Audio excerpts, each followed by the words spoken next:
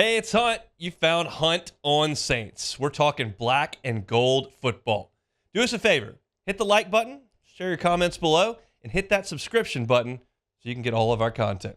Enjoy. Saints got some bad news today as Erik McCoy is going to miss some time.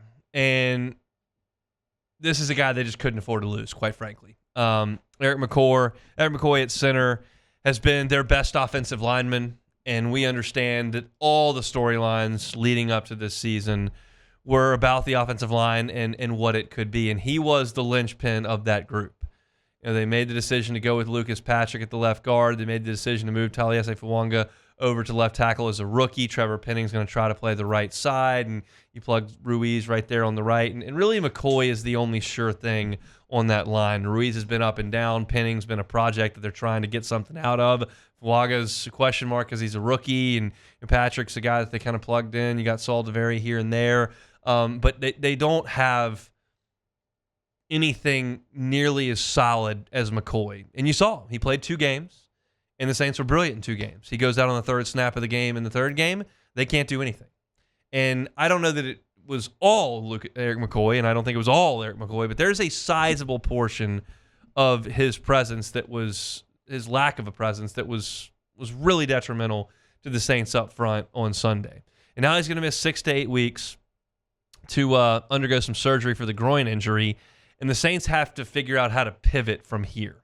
They have a number of options. None of them, in my estimation, sound great, but it's what they're going to have to do.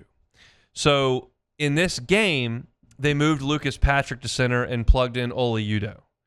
They can do that again if they want. It didn't look great. You can move Cesar Ruiz to center. That's an option. He hasn't looked great there in minimal time, but he's an option. That's what he played in college. Sure. So. And you've got Lucas Patrick, and you've got Nick Saul DeVary, and you can make something work there. Landon Young can step in and play for you. Oli Udoh is another option, as well as we talked about. It's not as if they don't have anyone to turn to. They just don't have anyone as good. And that's my thing with the next man up mentality in football. And I've worked with a lot of football players over the year, and all of them, to a man, believe wholeheartedly in the next man up theory. And of course, because that's the only thing that you have. You have to think that way. Sure. But I'm an analyst here in this role, and the next man up isn't as good as Erik McCoy. There's a reason he was starting and the other guy wasn't. Yes. He was better. So this is very, very detrimental. There are some options that the Saints could pursue outside the organization, and I invite you to go to LouisianaSport.net to read Ross Jackson's piece that's rather in-depth on the matter.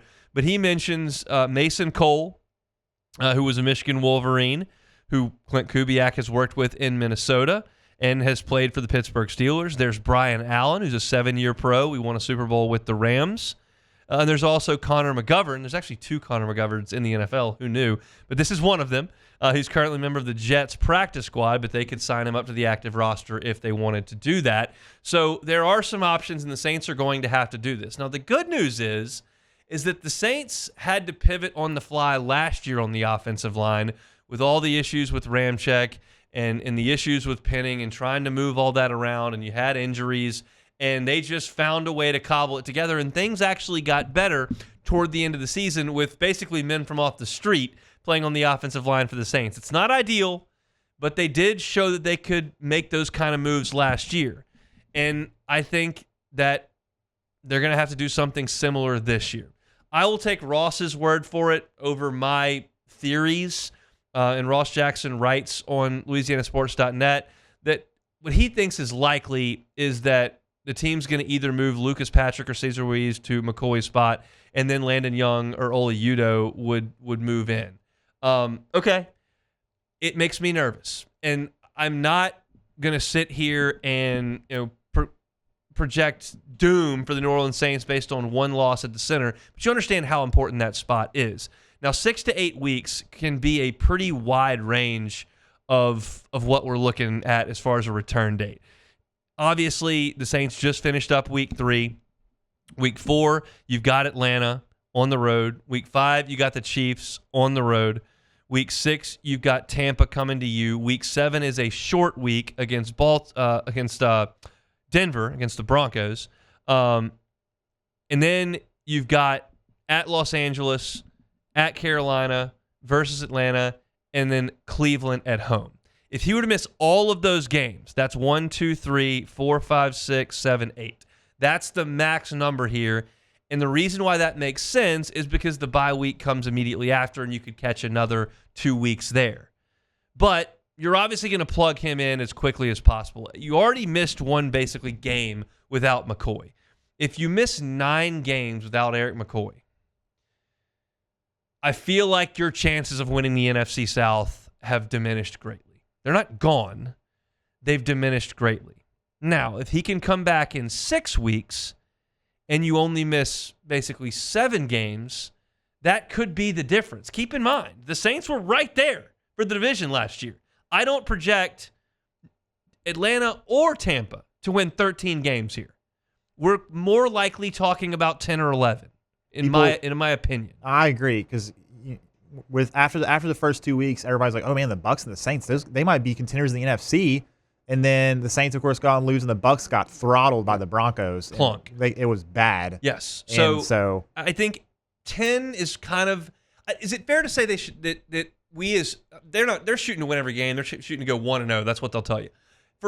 Is it fair to say if they could get to 10, you'd feel really good about it? I would agree. Yeah, absolutely. I mean, we said 9-8 before the season. I think maybe you add another win to that or 2 because of the way they started. So, obviously, no one thought you'd beat Dallas. So you're 2-1 right now, and you're looking at this schedule, and you're trying to get to 10. So you've got to go 8-6 the rest of the way. That's doable. Now, after the bye, we talked about this a lot with the schedule. When you know with reasonable certainty that McCoy is going to be healthy from this injury. It's an injury, you never know for sure anything, but it's reasonable to expect if you're saying 6 to 8 weeks and the bye would give him 9 to 10 weeks to come back and play the rest of the way. You got the Rams at home. Okay. I don't know that that's an easy game. I don't know that that's unwinnable. I think that's a 50-50 game. You're at the Giants, who I think aren't any good. You're home for Washington, which looks a little bit more difficult than we thought as of last night, but it's still a rookie quarterback, and it's still Washington, who's a flawed team. You're at Green Bay, then you come home for the Raiders, and then you're at Tampa. There are very winnable games in the midst of that finish that you're going to have to close strong in, and they did that last year. All that to say, to go all the way around the world here, they need to tread water and find a way to be around 500 in the time that he's out. Whether that's 3-3 for 6 weeks or 4-4 for 8 weeks, something to that effect. If you're around 500, that gives you a chance to close and get to the 10 wins that we're talking about. And I think there are plenty of people that would suggest that making this big a deal out of one injury on an NFL offensive line is making a mountain out of a molehill. I disagree because of his ability at that spot, and then how bad it got when he came out. And he's the best offensive lineman on your team. Now, by a long shot. And Lucas Patrick had a really good first 2 games. Well, if you move him to center or move him from there, well, all of a sudden have you compromised that spot on your offensive line? And, Carr and the protections and the communication and all that kind of stuff, there's a lot that goes into it. And I know this gets brought up a ton and for good reason, and a lot of guys, I know Charles Handgriff talks about it all the time. But Buddy Liberto, former pre- and post-game New Orleans Saints, would say, and he was known to put $1 or $2 on a football game here and there, he would say, team loses their starting center, you go the other way every time. And, whether or not that's fail-safe. The statistics are pretty high. Yeah, obviously, it's not undefeated, but it's not the quarterback. It's a big deal, though. So this is a huge loss for New Orleans. They got to find a way to tread water over the coming weeks. And you look at what I would call very winnable games over that stretch. Home against Denver is very winnable. At Carolina. And at Carolina is very winnable. Home against Cleveland. Home against Cleveland should be just fine. And that's in this stretch. At Kansas City is going to be brutal. I think this week is going to be tough, but it's certainly a game they can win. At the Chargers will certainly be tough. But it's...